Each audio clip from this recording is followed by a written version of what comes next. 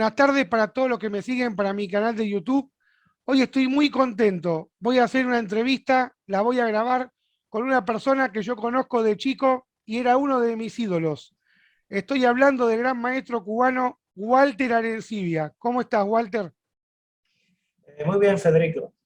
Gracias. Naciste el 21 de julio de 1967.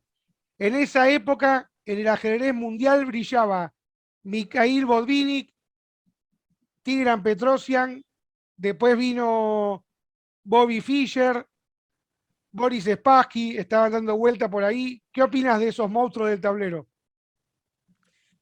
Bueno, la referencia que tengo de aquella época, porque digamos, vine a tener conciencia ajedrecística cuando cumplí más o menos los 8 años. Mi ídolo en aquel momento, bueno, Fischer, que sabes el boom ¿Qué generó? que generó en el mundo el match y todo eso.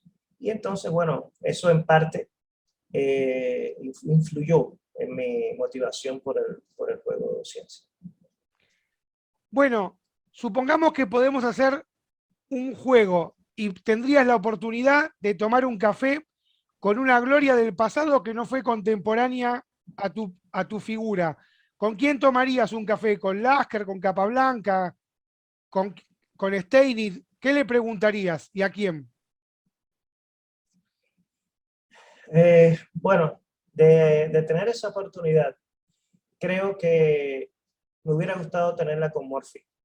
Es decir, con Murphy, sí. Sí, con Es Paul un Murphy. jugador que dejó, Paul Murphy, un jugador que dejó tantas incógnitas, ¿no? Su, eh, su desaparición, ¿no? Tan temprana del ajedrez, cuando estaba en plenitud no de sus facultades, porque sabemos que tuvo problemas psiquiátricos, pero bueno, sí era capaz de ganarle a todos los jugadores de aquel entonces. Y seguro que esa hubiera sido que hubiera sido una conversación muy interesante y sobre todo preguntarle precisamente eso, que por qué abandonó el ajedrez. Bueno, y muy interesante lo que decís. Bueno, tu origen es cubano. Para los de tu generación, Capablanca, ¿era una motivación o era una espada de Damocles, digamos que era un objetivo difícil de alcanzar para llegar al nivel que tuvo el gran José Raúl?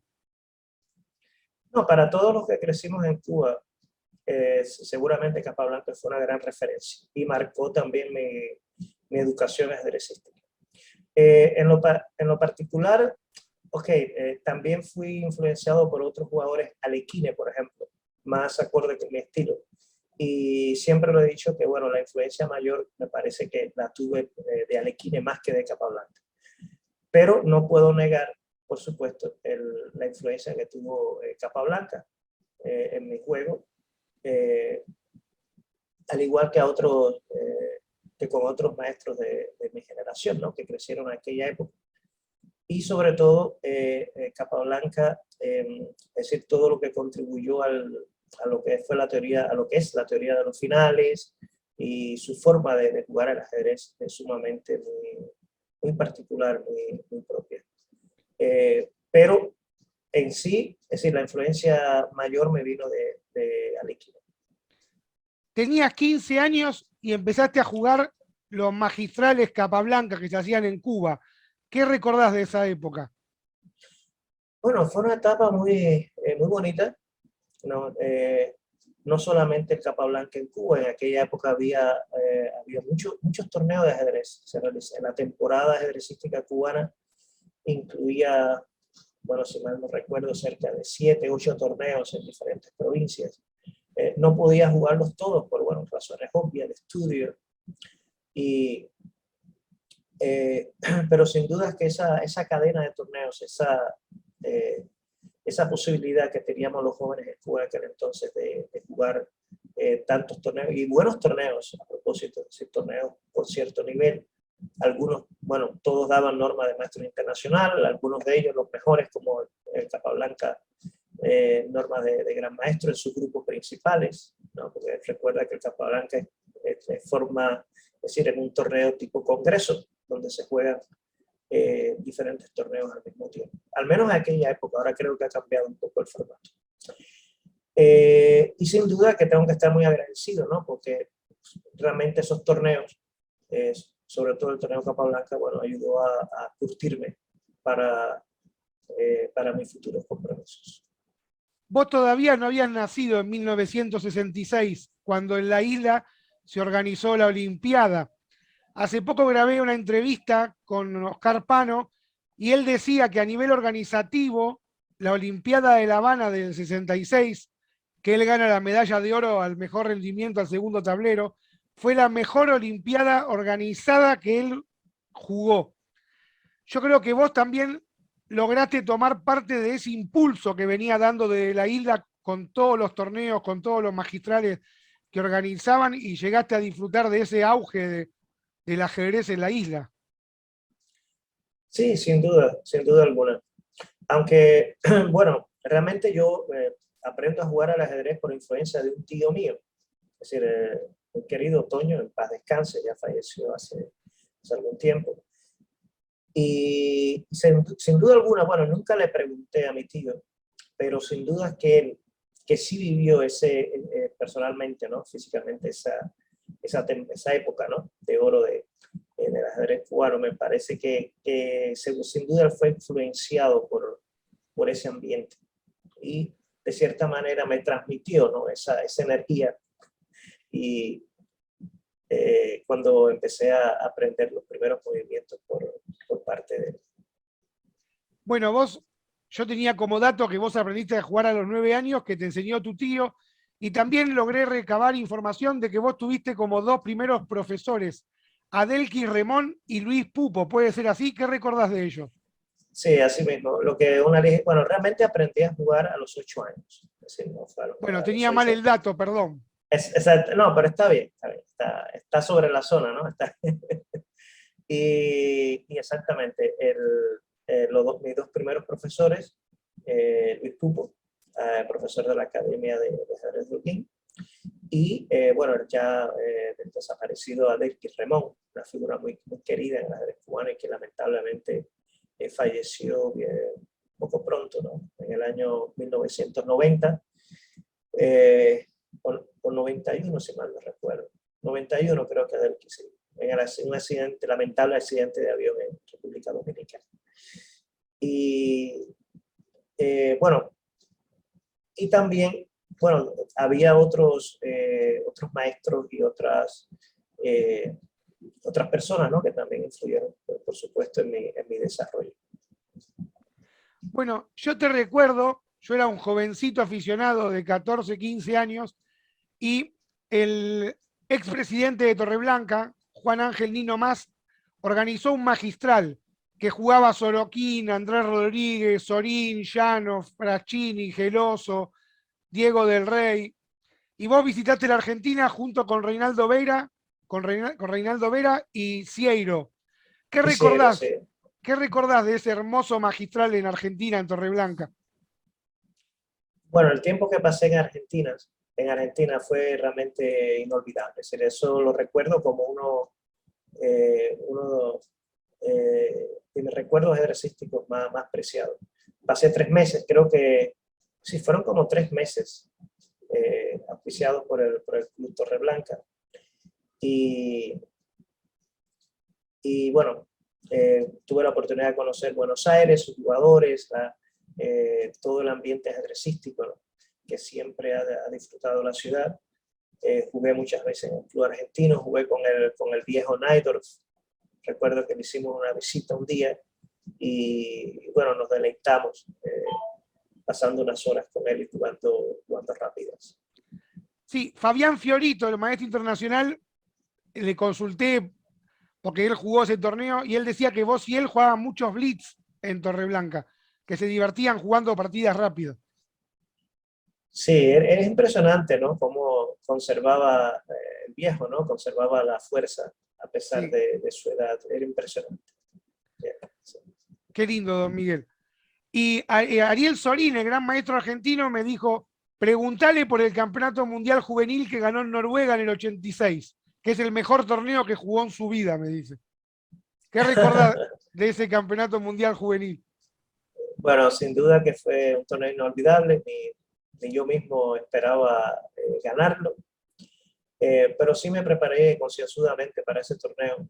Mi preparación abarcó más de 6 meses con mi entrenador en aquel entonces, Ramón Huerta, que ahora vive en México, maestro internacional y un excelente entrenador. Y, eh, y bueno, todo fue saliendo bien, me mantuve entre los primeros lugares, pero nunca en el primero. Curiosamente, nunca estuve en el primer lugar hasta el último día, hasta después de terminar la última ronda. Es decir, siempre estuve en un grupo de tercero, cuarto, ¿sabes? ¿No? Así, séptimo. Y bueno, el despegue sucedió en las últimas 3 partidas, que las logré ganar, y eso me permitió hacerme el campeonato.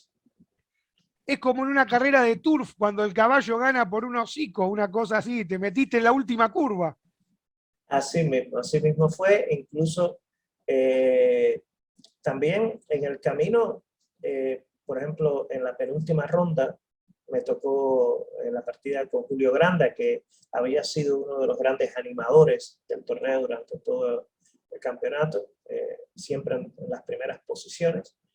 Y ya él venía de perder, creo, un par de partidas, estaba un poco desmoralizado, la verdad, ¿no? Porque creo que estaba liderando el torneo fácilmente y sin embargo había perdido las 2 últimas. Y me toca con un Granda ya un poco que ya venía en descenso y bueno, gané esa partida y eso me dio la posibilidad de ir a la última ronda con chances de campeonato.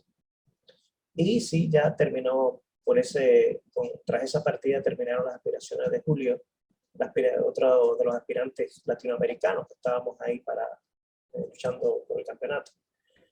Bueno, Y sí, decime, sí, decime, no, y decime. así, bueno, sí, así llegó la última partida y es muy curioso lo que pasa en la última ronda. Yo realmente es decir, estaba empatado segundo, tercero con el gran maestro Anderstein de Noruega. Sí, el entrenador de Y Magnus Carlsen, exactamente. Bueno, que uno de ellos, uno sí, de ellos. jugaba al fútbol también, jugaba de 9. También, sí, sí, jugador de fútbol bastante bueno, ¿no? De la selección nacional, bueno, no de los mejores tal vez de la selección, pero sí era parte de la selección de Noruega.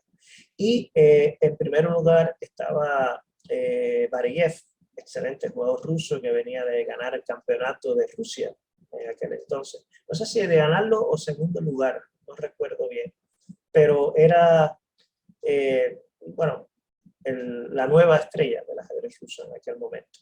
Y Anderstein, que era el único gran maestro oficial, es decir, había otros maestros, por ejemplo, Anand, Granda, que estaban prácticamente a la espera de sus títulos, ¿no? O lo lograron en los próximos meses. Pero oficialmente el único gran maestro que había era Anderstein. Y lo que menos yo me imaginé, que en la tercera ronda, cuando me enfrento con Anderstein, con piezas blancas, una Narizo India, muy interesante, que logro ganarle, no me imaginé que esa partida a la postre iba a decidir el campeonato. Pero bueno, volviendo a la última ronda, Barayev y Klinker, un jugador austriaco muy talentoso, ellos estaban empatados en primer lugar y Anderstein y yo en segundo lugar. Entonces, ¿cómo fue el pareo de la última ronda? Klinger se enfrentó conmigo con piezas blancas, es decir, yo iba de piezas negras en la última partida, y Barayev enfrentaba con piezas blancas también a Anderstein. La única fórmula para que yo fuera campeón era que los dos jugadores de negras, es decir, Anderstein y yo, venciéramos a Barayev y a Klinger, y de esa manera quedábamos empatados, pero como yo lo había derrotado en la tercera ronda, entonces yo iba a ser el campeón. Es curioso y algo que le agradecí a Anderstein personalmente cuando él fue a jugar a Cuba el Capablanca. Sí, jugamos ese torneo en el grupo élite después de muchos años, estoy hablando del año 2000 y algo. 2004, 2005, algo así. Y yo le agradecí, ¿no? Porque la forma en que derrotó a Bariev. Es decir, mi partida termina primero, después de la jugada 40. Ya, incluso, bueno, Klinger realmente pierde antes de hacer su jugada 40, no creo que no la llegue a hacer en el tablero, aunque ya la posición estaba perdida. Y continuaba la partida de, todavía estaba jugándose la partida de Andestén con Bariev, Andestén con piezas negras, jugando una posición final con ligera ventaja. Pero Andestén, por supuesto, ya sabía que al yo ganarle a Klinger, ya él no tenía chances de campeonato. Es decir, porque iba a quedar conmigo, empatado conmigo y no iba a poder ganar. Sin embargo, materializó su ventaja, jugó una excelente partida, un final que incluso hasta yo pensaba que no, que era un poco difícil ganar, y con una técnica muy, muy exquisita, bueno, logra vencer a Bariev, y entonces de esa manera yo me convertí en el campeón. Bueno, medio títulos de él. Bueno, sí, espérate, bueno, ya yo, el otro, el medio se lo quité en la tercera, no te olvides, ¿eh? Claro, seguro. Porque le gané. Bueno, antes de grabar esta entrevista me contaste una anécdota muy interesante. En ese año que vos salís campeón mundial juvenil en el 86, Prensa Latina hace una votación de los mejores deportistas de América Latina. Esa encuesta la gana el astro Maradona. futbolístico Diego Armando Maradona y vos salís Sí. segundo de Maradona. Sí, ¡Qué eso fue honor! realmente algo, sí, eso fue algo sorpresivo. Incluso quiero decirte algo interesante, es decir, el triunfo mío como, es decir, ese campeonato del mundo que yo logré en ajedrez, que realmente marcó un hito, ¿no? En el deporte latinoamericano, porque, bueno, en nuestra área, en nuestra región, suelen haber campeones de fútbol, boxeo, bueno, Cuba misma, ¿no? En aquel entonces tenía muchísimos campeones del mundo en muchas disciplinas deportivas, pero no era habitual que se ganara en ajedrez. Curiosamente, el título mundial juvenil que yo logré en ese 1986, en Cuba solo me valió para obtener el premio al mejor deportista juvenil de aquel año. Es decir, no fui elegido como el mejor deportista de Cuba, ni siquiera entre los 10 mejores, es decir, solamente una mención por ser el mejor deportista juvenil.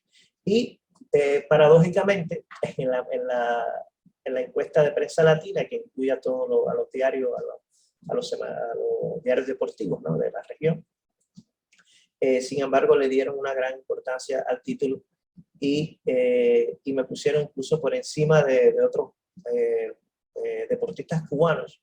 Creo que Stevenson en aquel entonces y otros renombrados deportistas cubanos que también habían logrado campeonatos del mundo.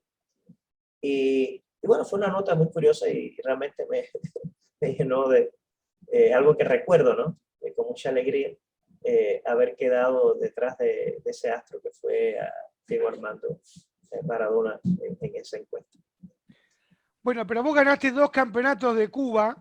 Ya en el 86 mismo ganaste el primero y en el 90 ganaste el segundo. ¿Qué recordás de esas 2 conquistas? Bueno, realmente esos torneos que yo estaba en un buen momento, no solamente porque jugaba con mucha ambición. Estaba tratando de lograr el título de gran maestro cuando gané esos 2 campeonatos. Es decir, estaba inmerso en esa lucha.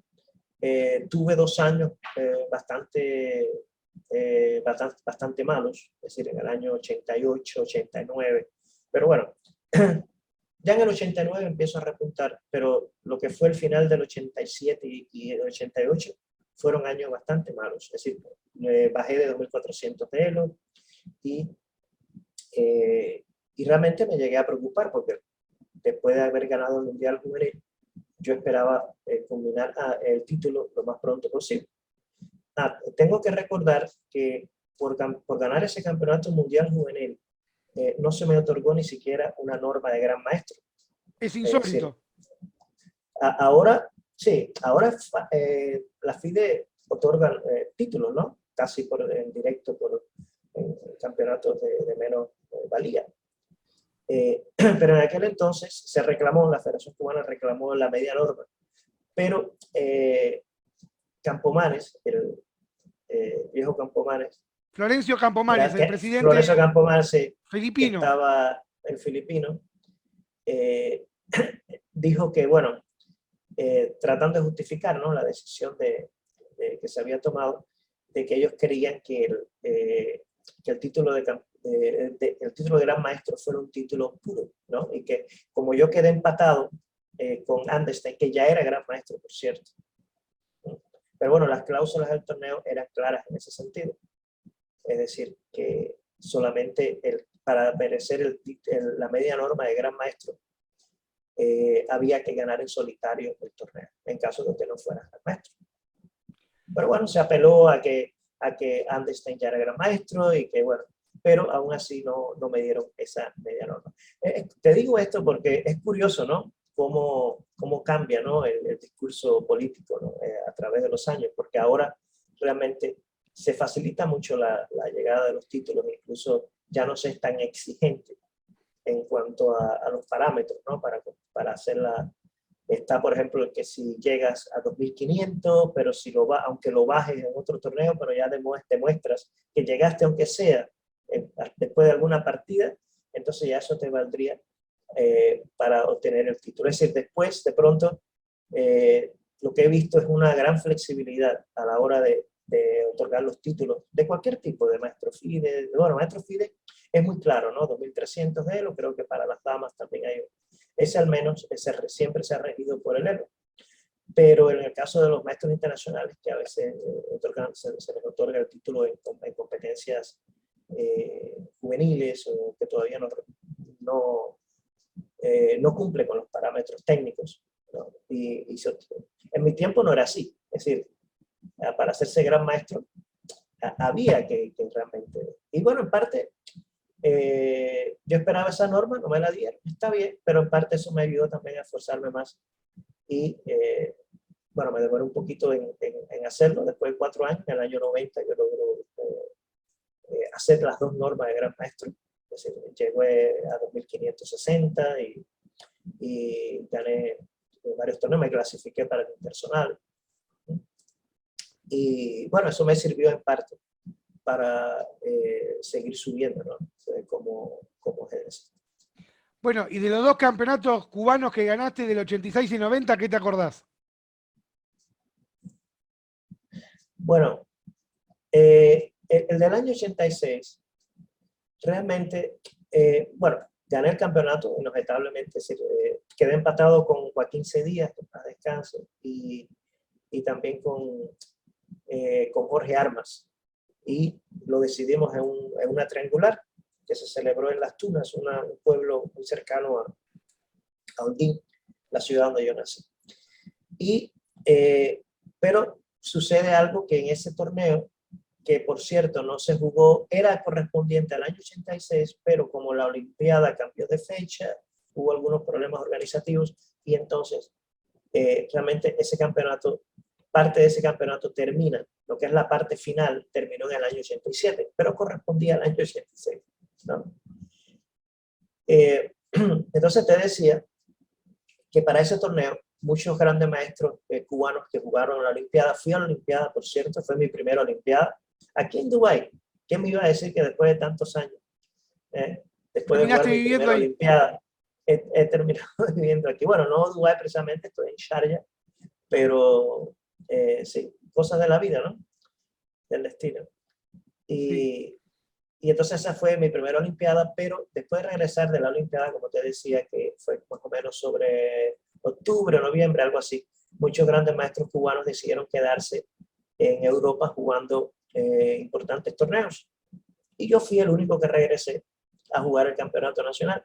Es decir, gané el campeonato, pero realmente ahí faltaban muchos de los jugadores clave cubanos de aquel entonces, ¿no? Jesús Nogueira, Amador, Reinaldo Vera, ¿entiendes? Es decir, que, bueno, Vera sí jugó el campeonato nacional, fuimos los 2 que regresamos, pero los otros 3, o 4, estaba Román Hernández también. Se quedaron jugando, unos en España, otros en Suiza, igual.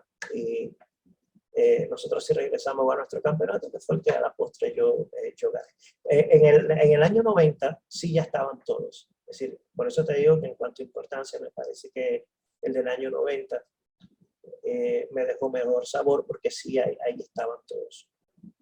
Fue más peleado el de 1990. Eh, Fue más no, peleado no el de 1990. Sí, sí, fue más peleado. Fue más peleado. Y además fue, creo, el primer campeonato de Cuba que se juega por el sistema suizo. Se jugó por el sistema suizo.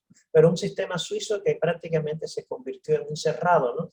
Al final, porque fueron 11 partidas, pero con no muchos jugadores para ese número de rondas. Y bueno, sabemos lo que típicamente sucede, ¿no? Que todo se concentra en las primeras mesas. Y es decir, entre los primeros jugadores, cuando todos se convierte casi un todo contra todos, ¿no? Contra los mejores jugadores. Ahí logré derrotar a Nogueiras en una importante partida. Sí. Bueno, llegás a Gran Maestro en 1990. Esta entrevista la van a escuchar muchos chicos que se están formando para su apertura, medio juego. ¿Vos qué libros recordás que leíste para tu formación? Porque en esa época no había mucha computadora, era mucho más manual. ¿Qué libros te formaron? ¿Cuáles te marcaron? Bueno, libros que influyeron, que me marcaron mucho, el fundamento del ajedrez de Capablanca, que me enseñaron mucho esa partida, un libro corto pero muy, muy instructivo, y me enseñó a jugar finales. Y el libro cabecera, que sí casi me aprendí de memoria aquellas partidas, mis mejores partidas de Alekhine, creo. No sé si es mis mejores partidas o algo así. Sí, mis creo mejores partidas. de Tiene Alekhine, dos ¿verdad? etapas ese libro, hay de un año a tal año y después de otro año a otro año. Son 2 tomos de Alekhine. Bueno, yo no sé igual, bueno, yo recuerdo haber tenido uno, igual me faltó el otro, no sé. Yo era muy, muy chico, ¿no? Cuando aquello. Pero tampoco en Cuba, es decir, conseguir la literatura ajedrecística tampoco ha sido fácil en Cuba, ¿no? Ni antes ni ahora. Es decir, entonces, los pocos libros que llegaron a mis manos, fueron pocos, pero realmente como que los devoré, es decir, fueron bien asimilados, ¿no? Precisamente Sí. por eso, porque eran pocos. Y otro libro, por ejemplo, los de Nimzowitsch, sí Mi estaban. sistema. Mi sistema, sí, ese es un libro muy, muy que me marcó. Y hay otro libro que, bueno, que estaba en todo y que tiene que ver con Argentina y que también influyó. Los 4 tomos de Grau. Exactamente. Es decir, eso en Cuba, quiero decirle que tenemos mucho que agradecerle al maestro Grau, porque realmente, bueno, aparte de que la escuela cubana, el ajedrez cubano como tal, siempre ha tenido distinguidos maestros, pero sin duda que la contribución de Grau con esa obra monumental, ¿no? Fue muy importante, no solamente para mí, sí, sino para muchos ajedrecistas en Cuba. Bueno, aprovechando que hablas de Argentina, yo soy amigo del maestro internacional Daniel Langier, que en 1993, con vos y con Miguel Andrés, estudió en Cuba con Dedovitis, con Spangenberg. Aprovecho a preguntarte, ¿qué paralelismo encontrás entre los ajedrecistas cubanos y los argentinos? Bueno, creo que Cuba, al igual que Argentina, ambos han sido países con una gran tradición ajedrecista, con una gran cultura ajedrecista. Por eso no es de asombrar que a pesar de que a veces las condiciones no sean las mejores, es decir, esa cultura ajedrecística tan profunda siempre va a permitir que en nuestros países surjan buenos jugadores. Y creo que esa es la gran similitud que yo veo. Bueno, ganaste 2 campeonatos abiertos en Canadá, 2006 y 2011. ¿Qué recordás de eso? Bueno, Canadá durante un tiempo se convirtió como en mi segunda casa. Es decir, no solamente iba a jugar ajedrez durante el verano, es decir, la temporada de ajedrecística de Canadá, de torneos, dura muy poco por razones obvias, es decir, hay mucho frío y prácticamente son pocos los meses, ¿no?, en donde se puede jugar ajedrez.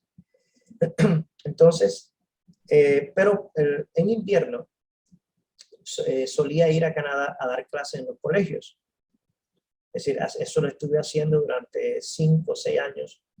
Y, es decir, jugaba los campeonatos, no solamente el campeonato abierto de Canadá, que siempre cambia de lugar, de sede, pero también jugué muchas veces el abierto de Quebec y otros torneos en la región.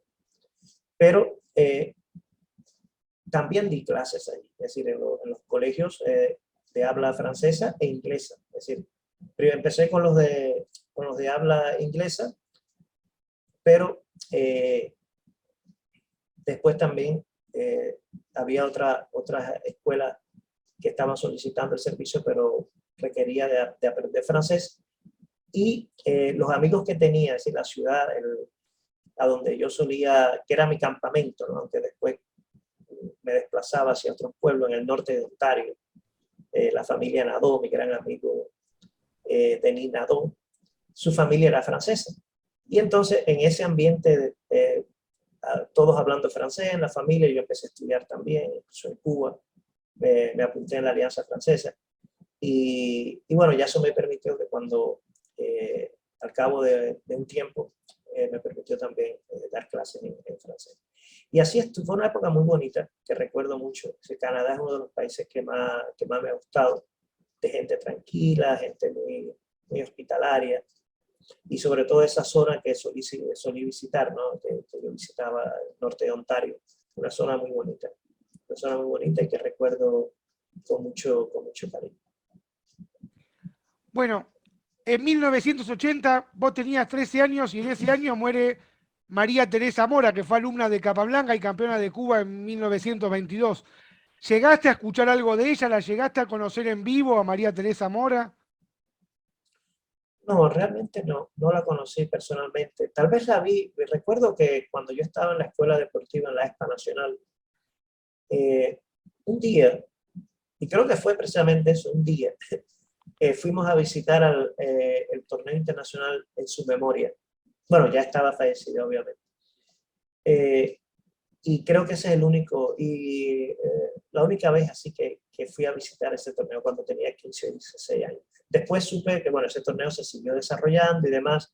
Conocí la figura de María Teresa por los periódicos, por los artículos que después leí, pero realmente no tuve la dicha de conocerla.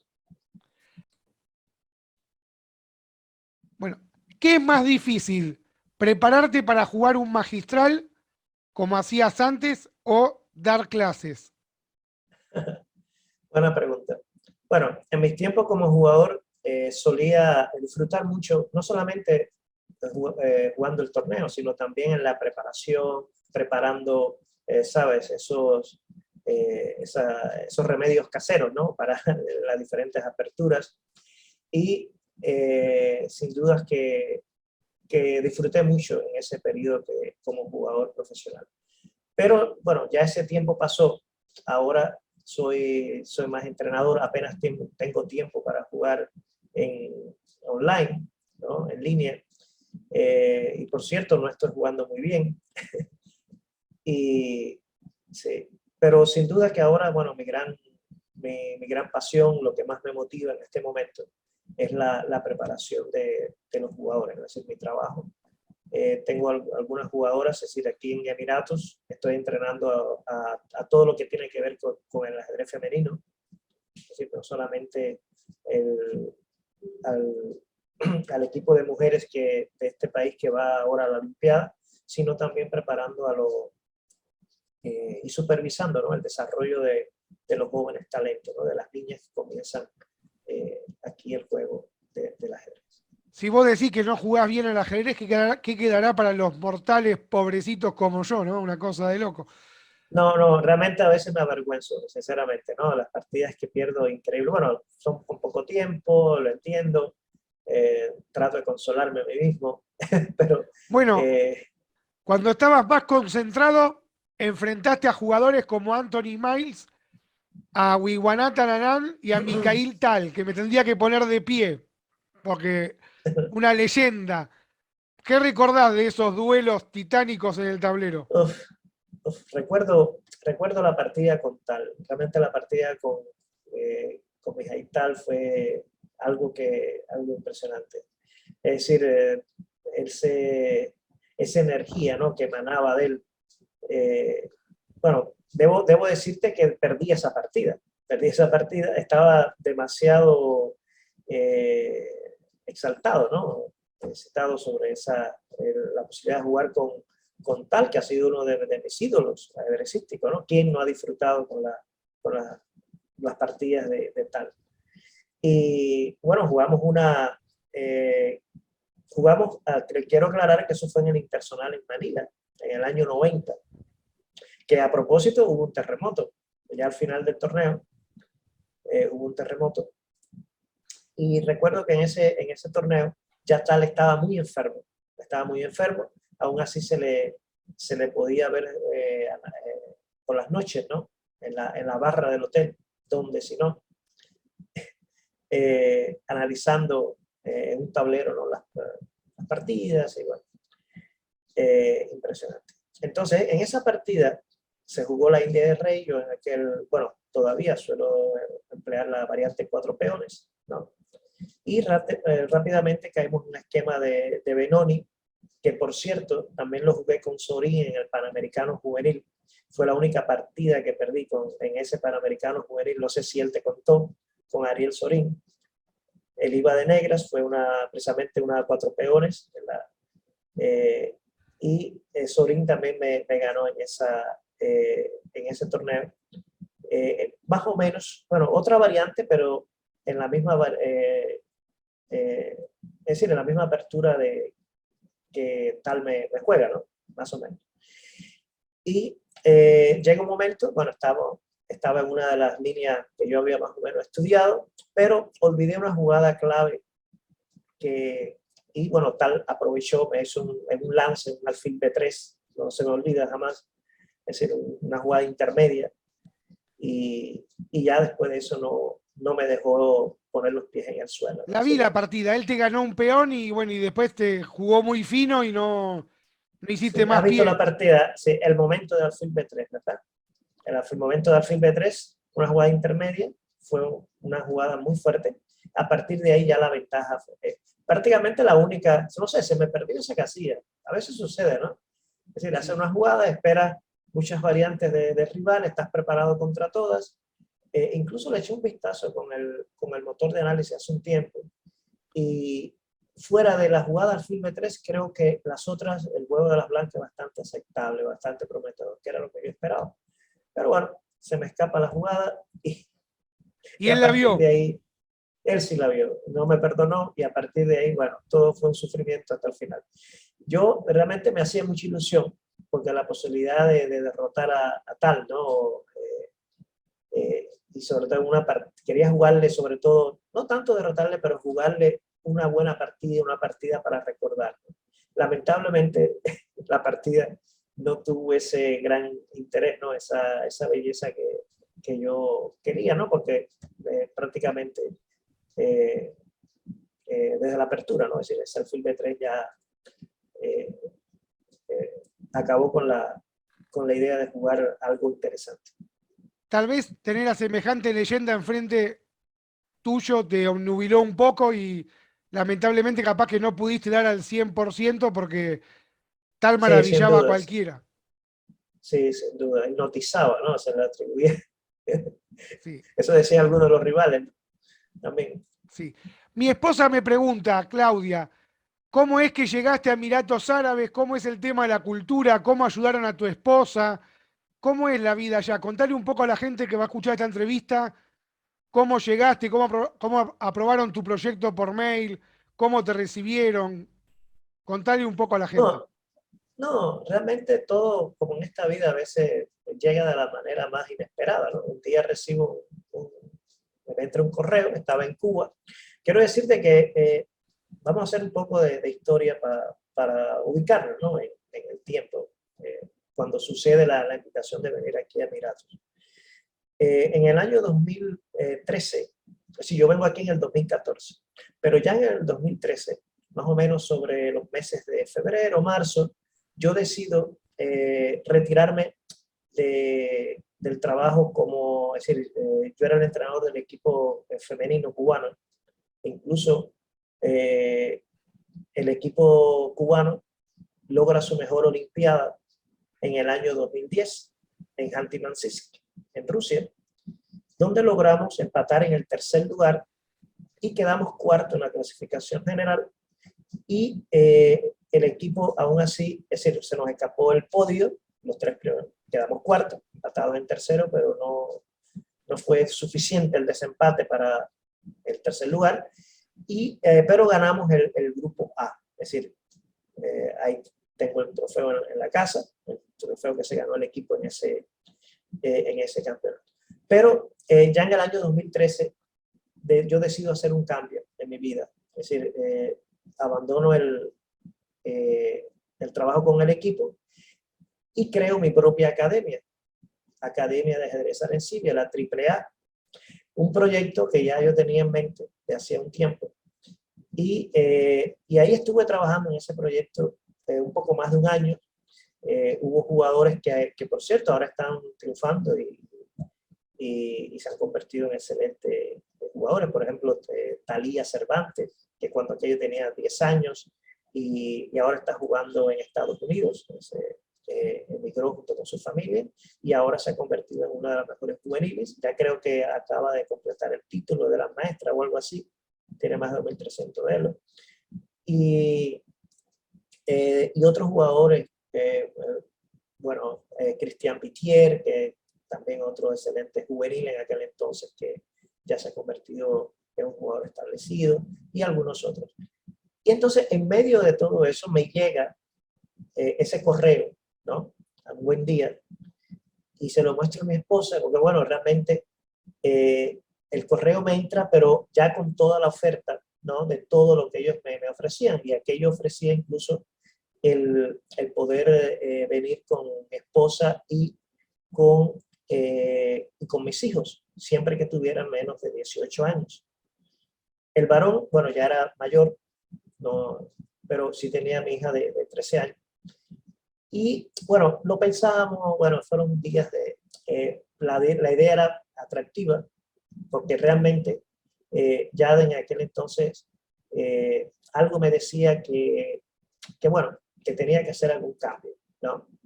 Yo mismo quería un cambio, es decir, la idea de crear este proyecto, la academia, fue parte también de esa necesidad, ¿no? De darle un giro a mi vida, hacer algo que realmente me apasionara, que me gustara.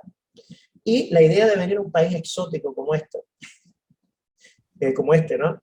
Y con todas las facilidades de alojamiento, bueno, me han tratado de maravilla aquí en los 8 años que llevo aquí en Emiratos, y me vine para acá con mi esposa y con mi hija.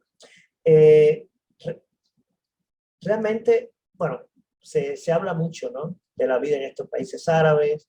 Ya sé más o menos por dónde, de cierta manera, viene tu pregunta, ¿no?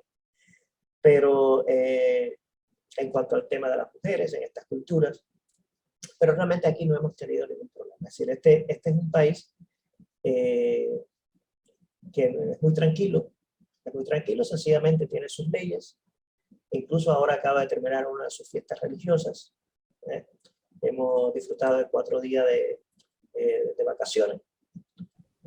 Y a través del año, para ellos la religión es prioridad. Es un país islámico, se rigen por la Sharia, que es la ley islámica. Pero fuera de ahí, si tú sencillamente respetas las leyes, es decir, estamos invitados aquí y realmente nos tratan de maravillas. Es decir, no tenemos nada que cuestionar, además sería irrespetuoso hacerlo, ¿no? Con aquellas personas que también te han tratado en todos estos 8 años que ya llevamos aquí. Hubo grandes maestras femeninas que la FIDE organizaba campeonatos mundiales ahí en Emiratos y ellas se negaban a jugar porque le imponían el turbante, por algunas costumbres, y renunciaban a participar del torneo porque es como que le hacían un boicot a lo que supuestamente imponían por las costumbres ahí en los Emiratos. Y la Bueno, verdad que es una pena que no se pueda, que se nieguen a participar. exactamente. Están en el derecho de hacerlo. Bueno, cada uno interpreta la vida a su manera, pero hay una regla que dice que, bueno, cuando visitas una casa ajena, tienes que seguir las reglas, ¿no? Sencillamente no vas y rechazas la invitación. Eso fue lo que hicieron ellos y me parece correcto, ¿no? Si eso era tan invasivo o violaba alguno de sus principios, ok, estaba en el derecho de hacerlo. Pero realmente una pena que eso suceda porque realmente una de las funciones del ajedrez siempre ha sido el de unir, ¿no? Y no solamente el ajedrez, el deporte en general, de salvar cualquier diferencia política, lo que sea. Y por eso veo con cierta preocupación todo lo que está pasando actualmente, ¿no? En el ajedrez actual, o esta tirantez que hay, ¿no? Con respecto a la guerra de Ucrania y todo, y que esto sin duda que va a afectar, ¿no? La forma de ver las cosas, ¿no? En todos los sentidos, organizadores, jugadores. Es muy triste esto que está pasando. Y creo que esto, que bueno, no se deben mezclar las cosas y que el ajedrez siempre debe servir como puente, ¿no? Al igual que cualquier otro deporte. Más que para separar a los países, a las personas, tratar de unirlos. Esa es mi idea. Bueno, jugaste 3 Copas del Mundo. 2 se jugaron en Lucerna y la tercera en Erevan en el 2001. Jugaste en 93, 97, 2001. ¿Qué te acordás de esa No, Copa? sí, pero realmente creo que fueron 4 o 5. Ah, bueno. Sí, sí, sí, porque Bueno, fuimos más a mi campeones favor, panamericanos 5 veces. jugaste Fuimos mucho campeones más. panamericanos. Sí, fuimos campeones. Cuba ganó 5 campeonatos panamericanos consecutivos, los que se hicieron en aquella época. Desde los años 86, no, 87, que fue en Junín, fue mi primer campeonato panamericano. Y después, en esa década del 90, bueno, se hacían cada 4 años esos campeonatos panamericanos por equipos. Y Cuba me tocó estar en esos equipos. En los 5. En los 5 campeonatos. Y esos 5 campeonatos daban derecho a jugar la Copa del Mundo. Por eso te digo que fueron 5 Copas del Mundo por equipo. Y la jugaste Porque todas. ¿Qué la jugué recuerdo todas. tenés de esos campeonatos? Bueno, los campeonatos, los panamericanos, realmente eventos fuertes. Bueno, Estados Unidos nunca participó, ya ellos tienen su, como se dice, su rollo armado por allá en el norte, ¿no? Con Canadá y demás, pero siempre, bueno, los países que siempre estaban involucrados en las luchas como Colombia, Argentina, que no siempre participaban todos los países, Brasil, y así todos los países latinoamericanos, y realmente era una fiesta ajedrecística, o es, creo que todavía se sigue celebrando el campeonato panamericano, porque aparte de la competencia, recuerda que todos éramos amigos, ¿no? Es decir, todos nos conocíamos y compartíamos, nos veíamos en todos los torneos, y competir por equipos, bueno, era una atracción más en aquel entonces, y algo que yo siempre disfruté. Y la última Copa del Mundo, para la cual nos clasificamos, fue en Beersheba, en Israel, en el año, no sé si 2005, por ahí pasó. Pero fueron 5 copas. Qué lindo.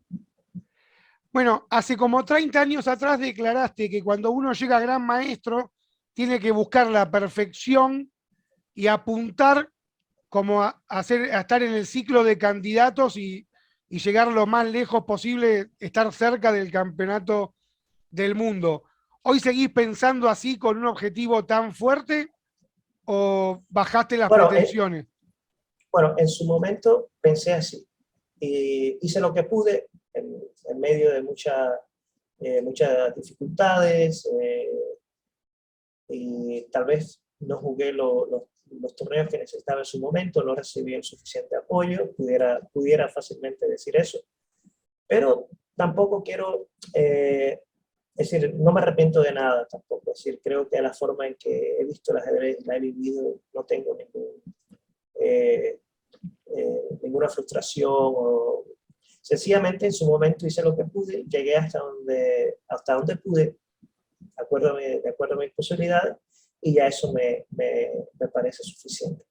Claro, creo que si te vas a dedicar a esto, si después de ser gran maestro, ¿qué otra cosa puede quedar que no sea llegar a estar entre los mejores del mundo? ¿Verdad? Es decir, creo que eso es una aspiración lógica y bastante comprensible. Lograrlo o no ya depende de otros factores, pero el intentarlo es lo que no se puede perdonar. Es decir, hay que intentarlo aunque mueras en el camino. Yo lo intenté y bueno, no pude.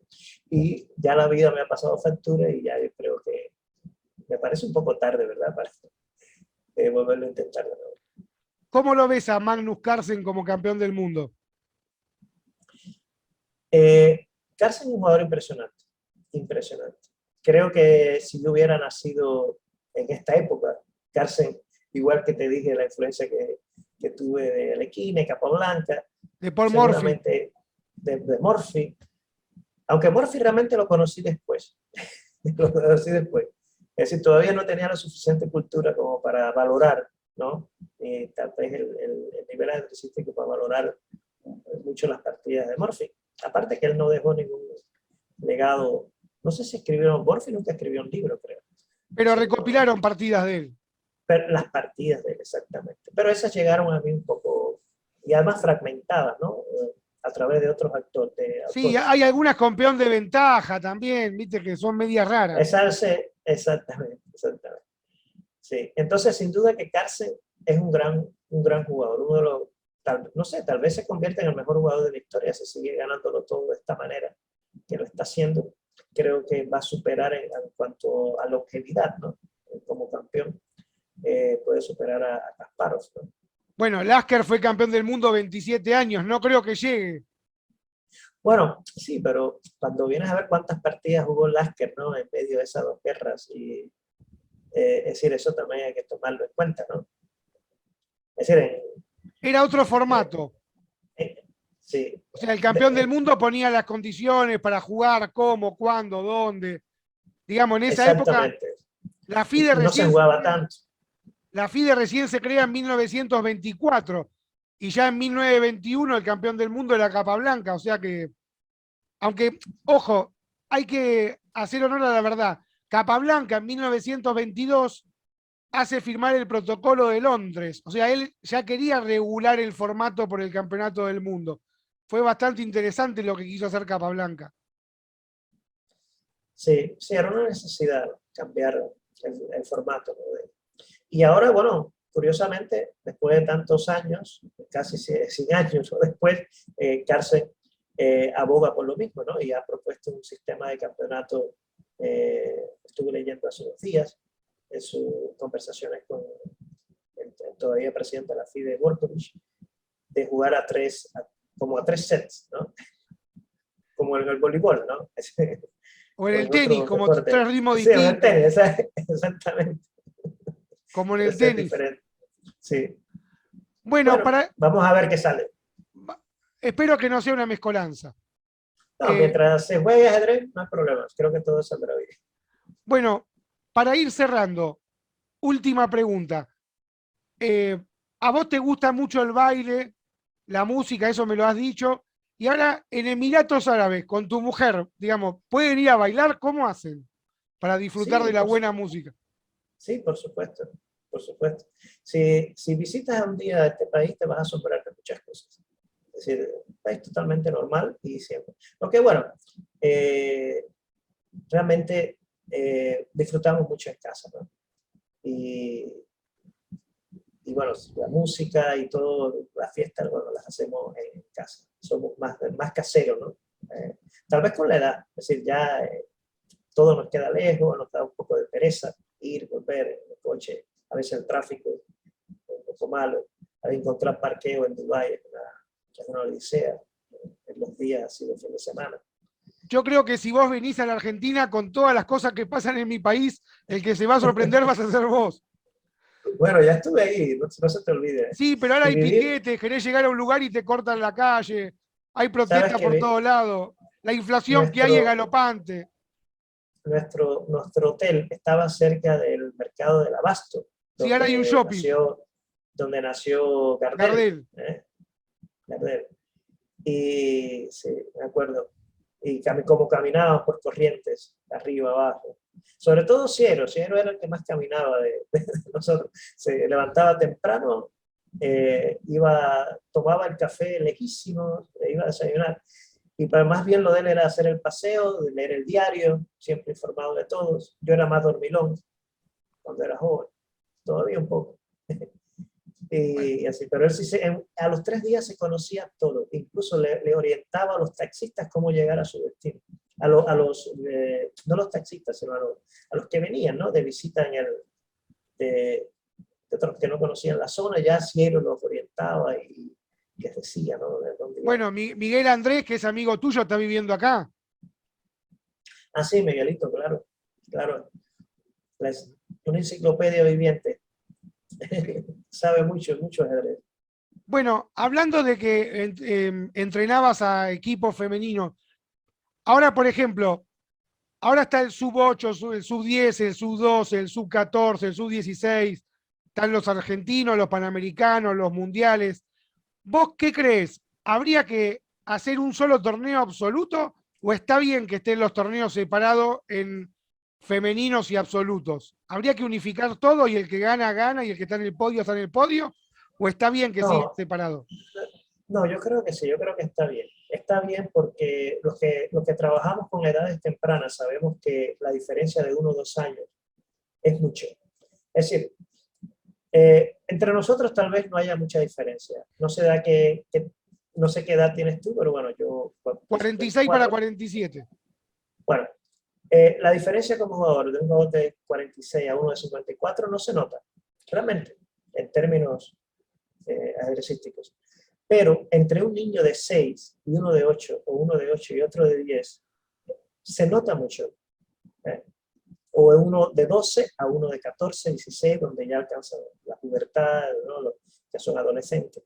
Es decir, el aspecto psicológico, de desarrollo psicológico también cuenta. Es decir, me parece correcto, creo que sí. Creo que la separación por edades es aconsejable, lo que tal vez, bueno, se pueden reducir los rangos, ¿no? Es decir, por ejemplo, hacer un sub-8 que también incluya los sub-6 y la otra categoría sub-12, de sub-12, sub-10, que incluya a los jugadores de sub-10 y sub-12, ¿no? En unos grupos un poquito más amplios. Pero sí, me parece correcto separar las categorías de esa manera. Bueno, pero en tu época estaba juvenil, cadete y había como más edades compartidas todas juntas. Sí, exactamente, pero bueno, tal vez porque el ajedrez no era tan popular, pero ya hubiera querido que hubiera, no sé, que hubieran existido esas posibilidades de jugar con menos edad, ¿no te crees? ¿No te parece? Con 8, 10, que hubieran campeonatos así por edades, hubiera sido fantástico, creo que si me hubiera tocado esos campeonatos, hubiera disfrutado muchísimo. Y Bueno, también la motivación del niño es mayor. qué Me lindo todo parece lo muy que lindo, muy decís. bien. Sí. Bueno, sueño cumplido. Gracias por haberme dado esta nota. Yo por lo menos de mi parte me divertí muchísimo y espero que te haya gustado todo lo que te hice recordar. No, ha sido un placer. Y bueno, ya después te enviaré algunas fotos que pudiera ser también de interés. Sí, así es como que decoran y alegran el video. Te agradezco. Vamos a ver lo de las fotos y voy a poner todas las que vos me mandes. Bueno, ha sido un placer Bueno, y gracias. bueno, te deseo mucha suerte a vos y a tu familia, ¿no? Gracias, Walter. Y saludos a tu esposa y gracias porque me permitió sacarle tiempo para que me puedas dar la nota. Bueno, el placer ha sido mío. Gracias a Abrazo ti. grande, cariño. Un abrazo. Chao.